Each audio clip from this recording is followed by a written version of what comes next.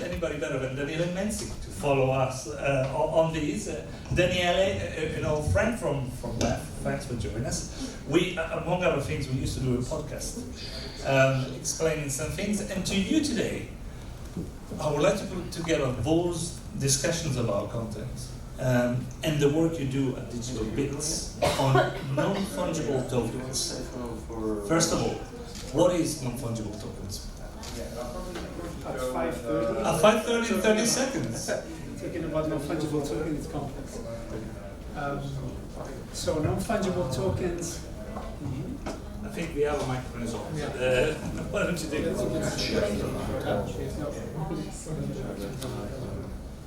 You take this one. Yeah. So non-fungible tokens are, it's a technology that wrap into the blockchain an element of value. So non-fungible token is very complicated. When you say, what does it mean fungible? Then people struggle to understand. Fungible means essentially you can exchange one with another one token which has the same value. So for example, €1 is equal to €1, which is fungible. Every euro is the same. But if it's a non-fungible euro, €1 is different from the other euro. So the non-fungible token essentially creates a digital unicity, digital scarcity in a technology that is pretty complex. I wish I had a microphone to tell you. I don't understand. What is it then? Yeah, tell me again. Give me an example. So you have I give an example of a collectible. So imagine you have a collectible. So it's like a sticker, and it's a digital sticker that is unique, meaning that I create one digital sticker, okay, which is signed to be unique in a technology that guarantee this, I would say, value and unicity, okay? So this means I create a digital item and I sign it in a way that it's proven to be the only one, okay? Okay, so I, as an Italian kid, I used to collect figurine. Okay, so and if you know Italian, there's a little self-adhesive stuff, which you collect and give a lot of value in exchange with people, and it's yours, and you go around and say, do you have these? Do you have that? Now, that created an entire second black market of figurine as well. Black? I would say it's second market. We will go and exchange it. The second market is true.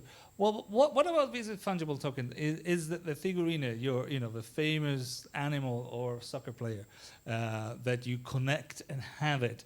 Is that what non-fungible tokens is right now, or is it not? I mean, what are you doing for a job? So the idea behind non-fungible token is to create unique digital items that can be proven to be unique. That's the concept, okay? So the application of the non-fungible token, it's various. So you can have collectibles. I'm not a big fan of collectible. I'm not collecting much.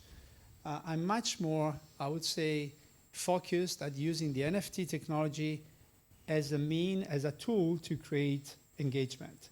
I'll give you an example of one of the latest NFT collection that McLaren Formula One has done. Okay. So it was a couple of weeks ago. They dropped, so they created a collection of unique pieces of NFTs, essentially, using regenerative art. So essentially, it's like a digital collectible. So a little artistic figurine, let's say, but correct. Only in digital bits. Digitally created. Digitally created. Using AI, you can use it DALL-E from OpenAI is an example. So you use a prompt. So you say, I'm doing this for leisure. So I'm creating pictures with fractals. So I'm using a prompt, then I create digital art. Then I wrap into a token and I sell it, or I put in a marketplace. So the experiment that McLaren has done is to create thousands of unique pieces that people wanted to own via a wallet, okay? And in order to do this, what's the value for McLaren? It was not to sell. They didn't sell any collectible. They want to build a community that engage with this tool. And they created a brand new community worth 670,000 people that were on top of the social media followers of McLaren that they uniquely identified that they have engaged with this new technology. So for me, NFT is much more community building tool than a transaction tool to create value and to sell. So you're not interested with people like me that now collect. I now collect Legos, okay, and I hope to sell you back all these Legos in millions and billions of euros. Very sure. Star Wars fans, anyone of you? Not my right of crowd tonight, but I would think of all the things that we heard today. Mexidia talking about engagements, and you're talking about engagement. So there must be something. We heard from Dimitri how he almost created a community of creators themselves. They co-created. The content today is co-created. We heard from Francesco again how important is his social community and spreading and sharing. So there is something happening out there. So how do we all make money? So before making money, you need to have someone to whom to sell something. Oh, okay. Now it's complicated. But tell me. Well, I mean, if you want to make money, you need to have someone to buy your product. So essentially, NFT is a great tool to build a community that interact with your product before they consider to buy. Okay? So think about you want to expand whatever you're doing. You are Panini fans, and you want to create a Dario Betti NFT collection while you're swimming or whatever. Give me ideas. You're jumping on the pool. And so let's say first you need to identify your audience. So you create a collection of free NFTs that eventually you market. So you're forced to think, to whom to address your product, how you build engagement, but you need to start from a transaction, which essentially it's a free transaction. So as McLaren has done. So they create a digital art that were interesting for people that they wanted to buy because they expect a future value. At the end of the day, market are forward-looking projections of value. This means people foreseeing a value of these collections, they engaged with this tool. It's a wallet and this a piece of art, which is protected by blockchain technology, and then they expect this will rise up in value eventually. But the moment of value is that they wanted to get it because they've seen a future value in the future. So that's the difficulties of this exercise. Engagement, it starts from a transaction, and the transaction starts with a wallet. Okay, so we still see a debate starting here, and I like it. On one side, I'm a guy that was probably born with, wasn't born with, but experienced the ringtones, the fact that people would buy and spend a lot of money, pay more money for something to express themselves than the actual piece of music that would be behind it. So there was more money in ringtones, as we heard this morning when we started, in 2007 than in all recorded industry. It's the other way around. But you're telling me, don't look at the sales, what we've done very well in this industry. Don't look just at selling non-fungible tokens, artistic pieces or non-artistic pieces, ownership of something that you might want to express yourself. You're saying that's passé. You're saying this is all about creating a community. What I'm saying is that it depends what is your target as a brand. Oh, okay. So if your target is building hype, so definitely, as many NFT collections have done, Bored Apes, for example, BAYC, Bored Apes Yacht Club, some of you might know. So the monkeys, the apes. So they've been sold for, some of them for millions of euros. Oh, yes. Yeah. So the goal of this exercise was to build a community, build a lot of hype, so people expect this to rise up in value beyond a certain limit, and people bought for millions. It's like stickers, right? Digital stickers for millions of euros. So that goal was not to really build a long-lasting business. It was about building a hype, building a very hype community, doing a very small, very quick transactions, making a lot of money in a very short amount of time, and building the cult of the BAYC, which is still existing, by the way. Okay. Now, there are different exercises which are much more focused at building a long-lasting engagement. So it depends what you want to achieve with that. Well, let's go and check, because it is 5:40, and I need to check if all of you are still live and awake. Make noises. Well, okay. Try. Yeah, there you go. Here we go. How many of you have ever bought? Do you buy an NFTs?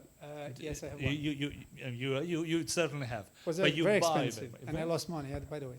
Oh, we'll come back to that. Have you ever bought an NFT? Raise your hand and show the. Oh, we got 1, 2. Is Is that Luigi Hansen? No, it was. We got two buyers out there. Can I ask both of you, what did you buy? Oh, well done. And so was it Roberto? Near blockchain. Oh, near. Neo, okay. Near blockchain. I know you. Yeah, it's a nice one. And what drove you both? So let's take you. You don't have microphones, but if you can shout, I will repeat. So, shout is not possible in the case of Valeria. It was a gift. We had a gift. Value is. It was emotion in there. And for Roberto, was it profits? You wanted to. So your greed as one of the factors still works. Emotion and greed still works there. Good. And what did you buy? You wanted to make money on that as well. Yeah, I want to make money out of it. Yeah, because it was a very nice social experiment. This Bored Ape White Yacht Club, by very strong influencers, key opinion leader in the space, and I want to use this as a social token, meaning using this as a means of interacting with the community. So it was both financial investment for me, but also an access to a key opinion leader in the space to engage among certain content. I remember trying to describe in US in 1999 an SMS to a senior executive from a very large mobile operator, and you rightly told me that I was completely, utterly crazy for even thinking that anybody in US would use an SMS. Now, is it really going to work out with NFT? Is it? Am I now the old person? Is it? Do you think this is the future? I mean, first of all, I would love to predict the future. So do I. And make lots of money with it. I love it. I love it. So I love in being modestly wrong instead of precisely right. So, which is, I do appreciate the fact that we do mistakes in the things we're doing because we are trying to advance. Okay. So we are very early stage right now. So NFT, it's an experiment, which is not yet proven to work. So the way, in the business I'm running, we use NFT, is trying to bring brands into the Web3. I'm not saying the metaverse, okay? I'm saying the Web3 because essentially the Web3 introduced the ownership economy.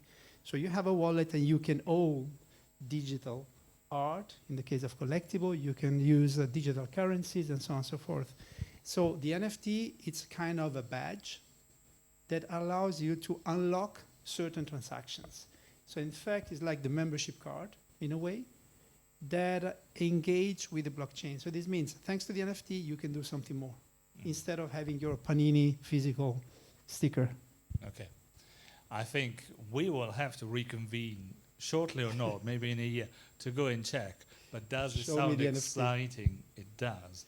As many of the things it does. And so we wanted to leave you today, and thanks Daniele for being here, bringing you what DigitalBits does, to show some of the other things that might take place. We've seen some of people today innovating themselves in their businesses, challenging what and how they think of telecom and mobile and the digital revolution that is happening right now. Some of the ideas are here for you, maybe, to make a great success of it, or at least try out what happens.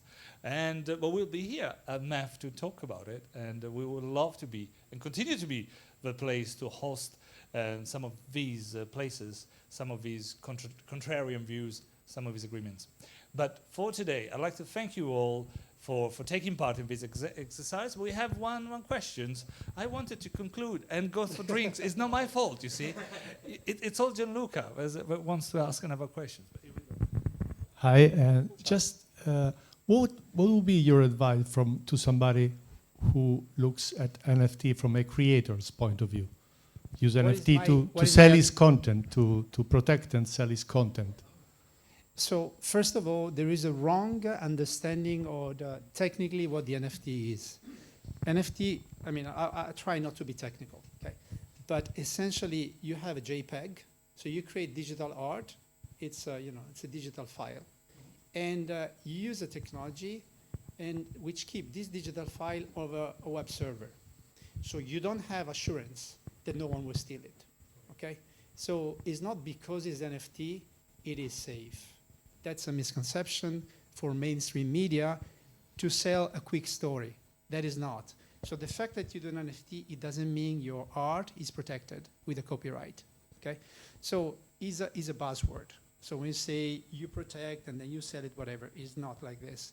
It's much more about an experiment to engage with a community that only, I would say, interact with a Web3 product, that use cryptocurrency as a means of payments, that use a Web3 as the form of engagement. So this means I want to talk to them. I wanna direct to them with something which I produce. Then I use the NFT, because NFT, it signals that you are in a space. Then, obviously, from a technology standpoint, we are at the very infancy. So if I am producing, and if I am Beeple, these big artists producing NFTs, they use this as a way to signal the presence of the marketplace.